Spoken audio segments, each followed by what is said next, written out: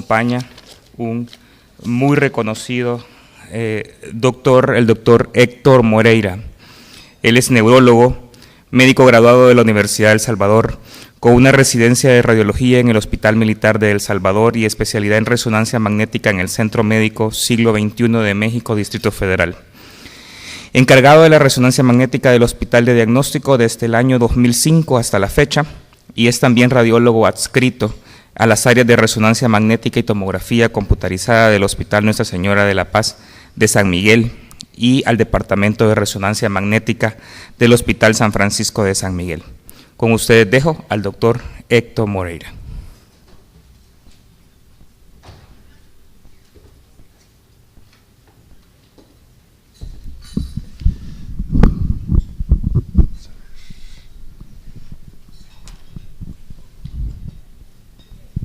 Muy amables, muchas gracias. Solo quiero hacer, soy radiólogo, no vaya a haber la confusión en la neurología, eso le iba a pedir. Gracias. Y si pudieran hacer el favor de bajar un poco la luz, porque mi presentación está basada en imágenes y con la luz no se va a ver exactamente bien quizás todo. Yo voy a sustituir al doctor Sánchez Vides, espero hacerlo pues de la mejor manera y ojalá que le guste la conferencia. Voy a hablar ahora de la epilepsia y de su evaluación con imágenes. Lo que siempre nosotros hemos querido saber es cuál es el final o cuál es al fin la causa de la epilepsia. Tenemos muchas causas morfológicas o causas que podemos ver en imágenes. Las más comunes son estas. Hay hay un asistente radiológico muy bueno en internet en el cual ustedes pueden ver estas presentaciones, digamos. Hay desde malformaciones vasculares hasta malformaciones corticales, hay muchas causas, esas son las más comunes, la polimicrogiria, la displasia cortical de la que vamos a hablar bastante ahora, los síndromes neurocutáneos que son más raros pero se presentan, y quizás a medida que vamos hacia abajo vamos viendo las más comunes, que son la sustancia gris heterotópica, sumamente común, los hemangiomas cavernosos, la epilepsia asociada a tumores y también al final la esclerosis temporal mesial o la esclerosis hipocampal. Vamos a tratar de tocarlos todos para que vean cómo se ven en la imagen y también cuándo y cómo ordenar un estudio de resonancia magnética. Ahora, la primera pregunta es, ¿existe una epilepsia sin lesión visible? Esa es la pregunta más importante, porque a medida que ha pasado el tiempo, me acuerdo que cuando yo estaba estudiando, mi externado, mi internado recién dado, básicamente pocos pacientes pasaban a estudio de imagen de resonancia magnética, la resonancia no era tan común, en cambio ahora es tan común que prácticamente todos los pacientes van allá. Entonces vamos encontrando cada vez más causas. Cuando la resonancia magnética, los magnetos tienen cierta potencia, empezaron con 0.15, 0.35 teslas, que es digamos la unidad de medida de la potencia de un magneto, se lograban ver algunas cosas, cuando se pasó a un tesla se veían otras, cuando se encontraban ya los magnetos de 1.5, que son los que usamos en la clínica estándar ahora, se ven más cosas y a medida que van aumentando ahora hay magnetos de 3 teslas, de 7 teslas e incluso hay pruebas con magnetos de 14 teslas. Entonces, si bien había muchas epilepsias en las cuales no se encontraba la causa o en las cuales no se miraba ninguna alteración morfológica, lo más seguro es que a medida que pase el tiempo y los magnetos más potentes de 3 y de 7 Tesla se hagan muy comunes, vamos a empezar a encontrar un montón de cosas. Vamos a empezar a encontrar un montón de cosas que ahorita no vemos. Entonces, ahora podemos decir, ahora podemos decir que sobre todas las causas, sí hay en la actualidad epilepsia que no tiene ninguna manifestación en la imagen. Es más, muchas de las epilepsias no tienen manifestación. Sin embargo, la estructural o metabólica es bastante importante. James Bond es prácticamente bueno, mi ídolo de pequeño, y cuando estaba Roger Moore en esa época, yo no alcancé a ver a Sean Connery, claro. Luego, ahora es Craig, pero la característica de James Bond es que él siempre tenía todo hecho a la medida, su carro a la medida, su reloj a la medida, sus zapatos a la medida, todo estaba hecho a la medida, que era lo que llamaban tailor made. Entonces nosotros lo que tenemos que hacer es un protocolo de imagen que esté hecho a la medida del paciente. Por lo general nosotros tenemos un protocolo básico, pero dependiendo de la sintomatología, dependiendo de los hallazgos del electroencefalograma y de la sospecha clínica, así podemos ir modificando, y les voy a enseñar cómo vamos a modificar. Primero, un protocolo hecho exactamente para el paciente puede elevar la sensibilidad al 86% y va a basarse principalmente en la edad, en la semiología de las convulsiones y en los hallazgos electroencefalográficos. Es diferente el protocolo que vamos a hacer con un paciente al que le sospechamos esclerosis temporal mesial, al que le encontramos un cavernoma. Son totalmente diferentes, y cuando tenemos un paciente con un glioma de bajo grado que causa convulsiones, el protocolo va a ser de un lado hacia el otro del mundo. Entonces, no hay en sí un protocolo específico que sea recomendado para la epilepsia, excepto las que voy a mencionar yo ahora. Primero, lo que tiene que hacerse es hacer un buen estudio. Eso es lo más importante. ¿Por qué? Porque cuando nosotros tenemos tenemos equipos de bajo teslaje, desgraciadamente se están poniendo bastante de moda los equipos de bajo teslaje, de 0.35. ¿Por qué? Porque en los países, digamos, de primer mundo, ya prácticamente no los están comprando, tanto que salió una ley en Estados Unidos de que ya no se pueden utilizar equipos de 0.35 para estudios clínicos. Entonces, todas las compañías que estaban agarrando esos equipos los están mandando para los países que no estamos legislados. Entonces, tenemos una inundación de equipos de 0.35 teslas más baratos. Sin embargo, la resolución que da ya no es suficiente para evaluar a un paciente con epilepsia. Sí podemos evaluar, por ejemplo, una isquemia cerebral. No estoy diciendo que los equipos no valgan la pena, sin embargo, hay ciertos detalles en el caso específico de la epilepsia en los cuales tenemos que ser muy cuidadosos. Aquí tenemos, por ejemplo, una imagen en un equipo de 0.35 teslas, y ese es un equipo de 1.5 teslas, que es más o menos, digamos, es lo menos que podemos esperar para ser un paciente. Aquí es imposible lograr ver, digamos, la esclerosis temporal mesial si nosotros estamos trabajando con 1.35. Luego, tratar que haya lo menos posible movimiento, y esto es muy importante porque la mayoría de los pacientes que evaluamos son niños o son menores de edad o son adolescentes que ya tienen algún déficit, y entonces se mueven y tiene uno que anestesiarlos. Aquí, por ejemplo, si ustedes se dan cuenta, lástima que no sé si se puede apagar un poquito más la luz porque toda la presentación se va a ver así. Aquí, por ejemplo, tenemos una área en la cual vemos claramente una asimetría de la corteza que podría tomarse como una patología, pero que cuando ya se coloca bien la cabeza del paciente, perfecto, gracias. Cuando ya se coloca muy bien la cabeza del paciente, muy centrada, se nota que eso no existe y es falso. Entonces, una buena ubicación, tratando de conseguir un equipo, no el mejor equipo del mundo, pero por lo menos un equipo estándar para los requerimientos mundiales, que son más o menos de 1.5 para arriba. Si es de 3 teslas, muchísimo que mejor.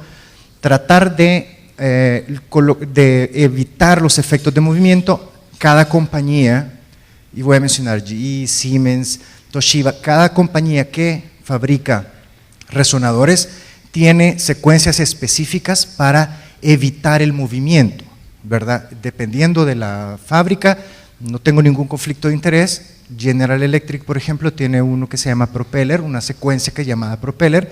Siemens tiene, por ejemplo, una secuencia que se llama Blade, que son específicas para cuando el paciente se está moviendo, evitar todos los artefactos de movimiento.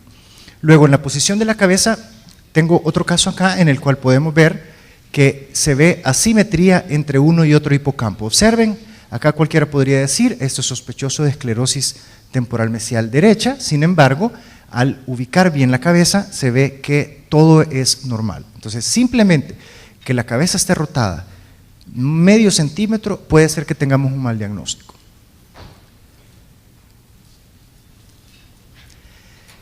Otra cosa es que cuando uno evalúa, normalmente uno anda evaluando, dependiendo del lugar y dependiendo del centro, 30, 40, 50 casos al día. Entonces, eso a veces, cuando ya dan las 4 o 5 de la tarde, ya uno dice, ya lo voy a pasar, y lo ve rápido. Entonces, lo que tiene que aprender uno es a ver despacito los casos y a no ser haragán al final de la tarde, porque cuando uno pasa muy rápido los casos, se le pueden escapar detalles como este. Esto pareciera como que fuera algo normal, aquí no hay absolutamente nada, pero cuando ya nos ponemos a evaluarlo con detenimiento, observen esta alteración de la corteza del lóbulo occipital, en el cual se ve claramente un engrosamiento asimétrico comparado con el otro. Vean el lado izquierdo cómo los surcos y los giros se ven perfectamente, y ese es el foco de las convulsiones. Cosa que si nosotros nos quedamos, vamos a retroceder la diapositiva anterior, observen, esto lo hubiéramos pasado como normal. Entonces tenemos que ser muy cuidadosos y detallados. Luego la otra cosa es el tiempo. Desgraciadamente, como tenemos que sedar a los pacientes, principalmente a los niños, el problema es que la anestesia implica que el paciente se mueva y que respire. A veces los niños terminan, o los pacientes, no solo los niños, terminan roncando, y el ronquido hace que nosotros nos perdamos. Entonces los protocolos tienen que ser relativamente rápidos. Ese es el protocolo que usamos en nuestro centro y es el que por lo general mundialmente está bastante aceptado. Esto es, digo, lo menos que ustedes deberían de aceptar como protocolo de epilepsia a cualquier sitio al que ustedes manden un estudio. Y estoy hablando de la secuencia T1, MP-RAGE, nosotros le llamamos Multiplanar Reconstruction, o sea, reconstrucciones multiplanares, son cortes de 1 milímetro o de 0.8 milímetros que básicamente permiten ver toda la estructura de la corteza. Luego la T2 tradicional, que todos conocemos, la típica, hacemos las dos coronales, una TIR en la cual podemos diferenciar muy bien la corteza y la sustancia blanca, y la FLAIR para evaluación de los lóbulos temporales y de los hipocampos. Estos cortes tienen que ser de 2 milímetros o de menos de 2 milímetros. Arriba de 3 milímetros básicamente es inaceptable. ¿Por qué? Porque se nos puede ir cualquier cosa. También tenemos la secuencia de susceptibilidad o la de ecogradiente llamada T2 estrella o T2 star, ustedes lo van a encontrar en los libros o en las conferencias en inglés como T2 star, en la cual se identifican calcificaciones o hemorragias. Esta secuencia es muy importante para buscar cavernomas o para buscar calcificaciones corticales. Suple de alguna manera la tomografía. Esta es la secuencia que nos ha hecho poder suplir la tomografía para ver calcificaciones y hemorragia. Y por último, la difusión, que es la secuencia más importante para mí que se ha descubierto en los últimos 15 años de la FLAIR. No hay una secuencia tan bonita que nos ha ayudado tanto como la difusión. Esto se llama barrido extendido. Lo que hacemos es que esta MP-RAGE hacemos un corte multiplanar y podemos ver desde la región frontal hasta la región occipital en un solo barrido extendido, y así es mucho más fácil comparar un lado con el otro. Observen esta área de acá que se ve claramente diferente con una hiperintensidad muy notoria. Cuando uno no hace eso, se puede ver, sí, ¿es 100% necesario? No, lo que hace es que facilita la visualización. Entonces, este es el protocolo, digamos entre comillas, estándar. Es lo menos que nosotros podemos esperar para cualquier paciente con un síndrome epiléptico. Esta es la forma en la que se hace la reconstrucción multiplanar. Observen que los cortes son de 0.8 milímetros y no importa, le llamamos nosotros isovolumétrica, porque es una sola adquisición y no importa de qué plano la pongamos, si la ponemos en plano axial, coronal, sagital, todo se va a ver igual siempre. Ya sé si han visto algunos estudios en los cuales cuando uno pasa un corte axial a uno coronal, por ejemplo, o uno sagital, se ve como gradeado o se ve irregular. Eso se llama que no es isovolumétrico. Entonces, estos cortes, si se dan cuenta, son isovolumétricos, es una sola adquisición de 3.5 minutos, lo más 4 minutos, y obtenemos los 3 planos.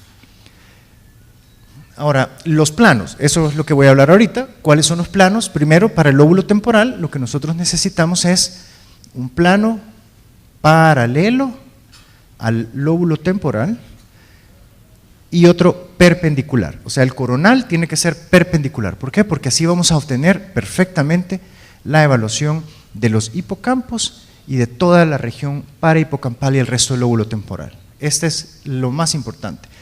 Y los cortes tienen que ser por menores de 3 milímetros, sin duda. Si es de 2, perfecto. El problema con bajar de 2 e incluso de 2.5 es que la imagen se vuelve bien irregular y se vuelve como rugosa. Ya han visto a veces esas imágenes que se ven como rugosas y llenas de puntos.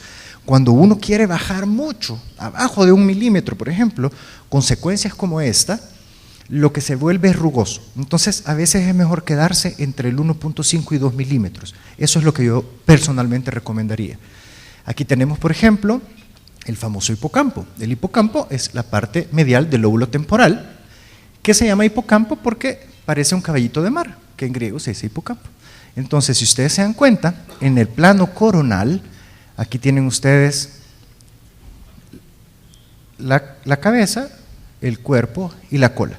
Es algo más o menos como eso. Entonces, en el plano coronal, el lóbulo temporal mesial, el hipocampo, se llama así por la forma que tiene con un caballito de mar. Ahora, normalmente, el hipocampo, que tiene varias partes, de las cuales no me voy a meter por cuestión de tiempo, lo que necesitamos nosotros saber es si este hipocampo es igual que este. Ustedes van a observar que este se observa gris, un poquito oscuro, con un tamaño más o menos aceptable, pero observen este es pequeño, un poquito más hiperintenso o brillante. Esa es la famosa esclerosis hipocampal. Otra técnica que utilizamos en la resonancia magnética es la espectroscopía. ¿Qué es la espectroscopía? En la espectroscopía nosotros lo que hacemos es que tomamos una muestra, una pequeña muestra de tejido no invasivo, claro, por resonancia magnética siempre, como un cubito de consomé, digamos, como un cubito Maggi, valga el comercial para Maggi, y lo hacemos de 1 por 1 por 1 por 1, o de 0.5 por 0.5 por 0.5 por 0.5, o sea que cada lado tiene un tamaño. Eso se llama voxel. Voxel es como un píxel de las cámaras de televisión, de los teléfonos. O sea, el píxel es plano, o sea, tenemos tantos megapíxeles, esos son planos. Los voxeles son como los píxeles, pero cúbicos, como un cubito Maggi. Entonces, al obtener nosotros esto, tenemos una medida de los metabolitos que están adentro de ese tejido. ¿Alguna vez ustedes se han puesto a preguntar cómo la gente sabe, cómo los astrónomos saben, por ejemplo, de qué está hecha la estrella que está en Andrómeda, que está a 150 millones de años luz, y dice, tiene 50% de carbono, 25% de nitrógeno, 30%, y uno dice, ¿y cómo saben eso si nunca han llegado hasta allá? Lo que hacen es que lo hacen por medio de espectroscopía. Cada elemento, por ejemplo, el carbono, el nitrógeno, el helio, tira una señal de luz, y la señal de luz la pasan por un aparato que se llama espectrómetro.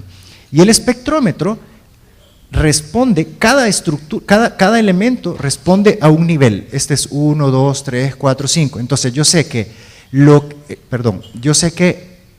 el pico, vamos a ver, el pico que va aquí a tantas partes por millón es el pico del helio, por ejemplo. Siempre va a ser ahí. Y ya sea que tenga más o menos helio, así voy a poder saber qué cantidad hay dentro de esa muestra de tejido que tuve. Entonces, en el cerebro, lo que sucede es que existe un pico que se llama N-acetilaspartato y otros dos picos que se llaman colina y creatina. Estos son bien estándares, siempre están en el cerebro. Entonces, si hay uno que desciende, que el N-acetilaspartato, significa que hay destrucción neuronal. Entonces, si yo veo que el pico del N-acetilaspartato está disminuido, yo puedo inferir aquí las neuronas se han muerto o se han destruido. Claro que cuando es algo muy grande no hay problema, pero cuando es algo muy chiquitito en los cuales uno tiene duda, vean, esto es un gráfico normal, esto es un gráfico anormal. ¿Cuál es la diferencia? Hemos tomado la espectroscopía del hipocampo del lado derecho y lo que encontramos es que de esta curva, que debería ser lo normal, encontramos esto. Esto es esclerosis hipocampal. Y ya no solo visual, sino cuantificada. Luego en los sujetos sanos, la secuencia FLAIR, en la secuencia FLAIR la señal de los hipocampos es ligeramente más alta que en la de la corteza. Esto siempre es así de forma bilateral. La cosa es que los hipocampos tienen que ser simétricos. Eso es lo más importante de todo. Observen, este es otro caso de esclerosis hipocampal. Esta es muy clara, quizás más que la anterior. Vean cómo el hipocampo del lado derecho es totalmente normal y vean el hipocampo izquierdo pequeño e hiperintenso. Esta es una esclerosis hipocampal. Este, por ejemplo, es un caso de un niño que ya lo pusimos al principio con una epilepsia frontal. Observen que si vemos el estudio inicial, pues daría la impresión que está bastante aceptable, que no tiene mayor problemas. Hay un área ahí un poco extraña cerca de la región parasagital izquierda, pero cuando hacemos el extendido, observamos el caso que les puse al principio del protocolo, vemos claramente esta paquigiria, o sea, un engrosamiento de la corteza y del giro, ¿verdad?, que es la causa de las convulsiones. Ahora, displasias corticales. ¿Qué son las displasias corticales? Es un grupo heterogéneo, son un montón y eventualmente la vamos descubriendo cada vez más porque los equipos se van poniendo más potentes. Son cambios arquitecturales, son proliferativos de la corteza y están regularmente asociadas tanto a esclerosis hipocampal como a otras lesiones en cualquier hemisferio cerebral. Esta es la imagen típica de la esclerosis hipocampal. Mire, y yo estoy seguro que todos ustedes más de alguna vez han visto alguna imagen similar a esta. Vean cómo esta es la secuencia T2 y en la FLAIR ya magnificada tenemos esta área hiperintensa subcortical que se dirige siguiendo el tracto. Esto es una displasia cortical y esto es una causa muy frecuente de convulsiones. Aquí tenemos otra, por ejemplo. ¿Cuántas veces no hemos visto nosotros imágenes así? Y los radiólogos los reportamos a veces como gliosis posterior a un evento isquémico o gliosis posterior a un trauma o sospecha de evento vascular antiguo perinatal. Siempre lo escribimos así, ¿no se han dado cuenta? Que le ponemos lesiones perinatal, posiblemente una lesión perinatal, posiblemente secuela de asfixia, y lo que son al final son displasias corticales. Tenemos esta, por ejemplo, acá, observen, esta es muy característica. Siempre que vemos esto, a veces decimos probable proceso inflamatorio, hay que poner contraste para descartar neurosis y cercosis, un montón de cosas, y nunca pensamos en displasia cortical, que es más común de lo que pensamos. La displasia de Taylor, que fue uno de los primeros que describió la displasia cortical y que lleva su nombre, es muy característica, y el problema o la dificultad es que muchas veces necesitamos distinguir entre displasias corticales y lesiones tumorales de bajo grado. Digamos, los gliomas de bajo grado, los gliomas difusos, pueden eventualmente parecer una displasia cortical. Hay que poner contraste en estos casos. Normalmente los gliomas de bajo grado no refuerzan, o sea que tampoco es que vaya a ser una gran diferencia. Sin embargo, estos son de los casos en los cuales los protocolos de epilepsia sí llevan material de contraste. Normalmente, si es un niño que ha convulsionado desde pequeño, si tenemos ya el antecedente muy claro de epilepsia y estamos buscando esclerosis temporal mesial o estamos buscando alguna malformación ya establecida, no necesitamos ponerle material de contraste endovenoso.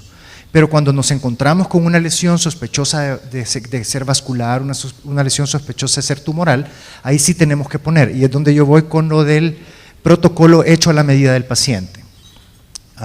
Aquí tenemos los diagnósticos diferenciales de hiperintensidades homogéneas corticales en la secuencia T2 o en la FLAIR. Vemos que a la cabeza el astrocitoma de bajo grado porque es el más temible, este es el que uno no quiere que salga. La esclerosis tuberosa que se ve muy comúnmente, o sea, es bastante común. Los infartos, tal vez en los niños no es común encontrarlo, a menos de que tenga algún problema vascular, pero en los adultos sí. Y las displasias corticales de las que estábamos hablando. Entonces, estas son, digamos, las 4 cosas que tendríamos que descartar y a lo cual nos tendríamos que ir acomodando. Luego el estatus epiléptico da una imagen bastante característica y esta se la van a quedar grabada. Si Con solo esto que saquen de esta conferencia, me voy a dar por satisfecho. El paciente que entra en estatus epiléptico, lo que hace es que se le empieza a edematizar la corteza. O sea, generalmente la corteza de los lóbulos frontales y los lóbulos parietales, o en su defecto los temporales, pero por lo general, debido a la irrigación, empieza por los frontales y los temporales. Y lo que sucede es esto, miren, en la secuencia de difusión se ve esta hiperintensidad cortical de tipo giral. Esta es la típica imagen de el estatus epiléptico. ¿Por qué? No por el simple hecho del estatus, sino por el hecho de que la corteza se vuelve eventualmente hipóxica. Entonces, de tanto convulsionar, la corteza es muy sensible a la hipoxia y entra básicamente a infartarse, a isquemiarse. O sea, entonces, esto es una isquemia cortical que eventualmente, si nosotros no logramos controlar el estatus, termina en lo que llamamos necrosis cortical laminar. Prácticamente se van muriendo las láminas de la corteza y el paciente termina con una evolución muy, muy mala. Cuando el paciente entra en estatus y hace necrosis cortical laminar, hay bien poco que hacer después de esto. Entonces, esta imagen, cuando ustedes vean esto, ustedes digan, este paciente tiene o va a desarrollar necrosis cortical laminar, muy probablemente estaba en estatus convulsivo o entró en hipoxia, ya sea por la convulsión o por el mismo estatus. Tenemos también otras técnicas, el tensor de la difusión, en la cual se mide la fracción de anisotropía, es lo que llaman anisotropy fraction, que está pues a la fecha todavía no es usada de una forma universal, digamos, solo en algunos centros. Nosotros la usamos más que todo para tractografía en el caso de una planeación prequirúrgica. Cuando van a hacer una cirugía de epilepsia, nosotros hacemos tractografía y nos basamos en el tensor de la difusión. Luego la secuencia de la susceptibilidad, que lo que hace es prácticamente ver calcio y sangre. Esta secuencia es para calcio y sangre. Observen cómo se ven cavernomas, estos puntos negros que no se ven en la secuencia T2. No podemos hacer un paciente de epilepsia sin tener la susceptibilidad. Este, por ejemplo, es un paciente de 14 años con epilepsia desde los 2 años. Es un paciente de Honduras, por cierto. Si ustedes se dan cuenta, todo se ve bien, aquí se ve cierta irregularidad en la región occipital. Yo mal diagnostiqué este caso porque para mí era un Sturge-Weber. Cuando encontramos nosotros las calcificaciones, observen, estas son las calcificaciones, pero resultó ser una meningioangiomatosis. Yo me di la licencia de perdonarme a mí mismo porque verdaderamente se parecían mucho y hasta que se tomó la biopsia fue que se logró, ¿verdad? Entonces vean cómo la susceptibilidad puede determinar casi como que fuera la tomografía, la calcificación de la dura madre y de las meninges. Ahora, lo que tenemos que preguntarnos en los últimos 3 minutos de la charla es que si los hallazgos de la resonancia magnética coinciden con el electroencefalograma, porque muchas veces nosotros tenemos un montón de hallazgos del lado izquierdo y el electroencefalograma es derecho. Entonces, tenemos que pensar siempre en que exista lo que se llama patología dual o dual pathology. Esto significa que si no coincide con el electro, muy probablemente lo que encontramos no sea la causa y el paciente tenga 2 enfermedades simultáneas.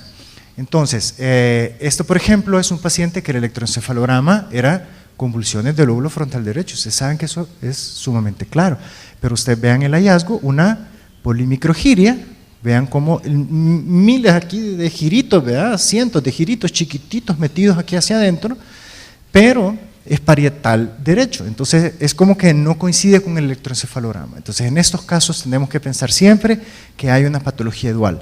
Posiblemente no vayamos a encontrar la lesión en el frontal derecho, pero no podemos nosotros evaluar una imagen si no tenemos la orientación del electroencefalograma. Creo yo que el electroencefalograma debe ir siempre primero y en base a lo que se encuentra en ese estudio nosotros vamos a ir a buscar las imágenes a la resonancia. Y para terminar, estos son los puntos para llevarse a casa. Creo que el estudio de elección sin duda es la resonancia magnética en un paciente con epilepsia, sin duda la resonancia magnética. Idealmente un equipo de 1.5 Tesla para arriba. El protocolo debe ser personalizado, con contraste, sin contraste, coronales, axiales, si le tomo esto, si le tomo aquello. Eso va a ir dependiendo del diagnóstico, de la sospecha y de lo que vayamos a encontrar.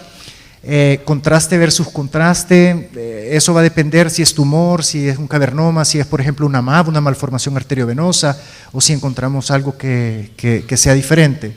O si solo encontramos, por ejemplo, una paquigiria o ectopias corticales o displasias corticales, posiblemente no tengamos que ponerle. Ser muy cuidadoso en la evaluación, buscar siempre las causas, siempre buscar displasias corticales, o sea, y pensar que los niños tienen menos lesiones vasculares de lo que pensamos, porque reportamos muchas lesiones vasculares, muchas secuelas de infartos crónicos, muchas secuelas de traumas crónicos y al final terminan siendo displasias corticales. La correlación con el electroencefalograma y la clínica es básica, no podemos leer una resonancia de un paciente con epilepsia si no tenemos el resultado del electroencefalograma. Y al final siempre considerar doble patología. Si encontramos una cosa y no coincide con el electro, tenemos que decir esto no es. Tenemos que ir a buscar qué es lo más probable. Creo que quedan 2 segundos exactos. Les agradezco muchísimo. Ojalá que les haya gustado.